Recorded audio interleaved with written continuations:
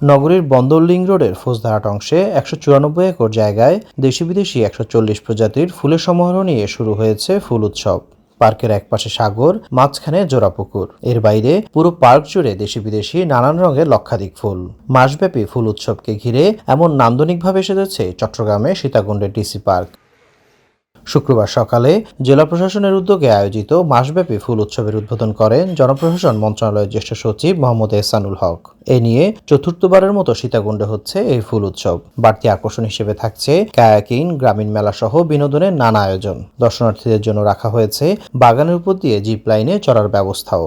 পুরো চট্টগ্রামবাসীকে ধন্যবাদ জানাবো, কারণ সবাই মিলেই তো এই অনুষ্ঠানটা আয়োজন করছে। আমি অভিভূত।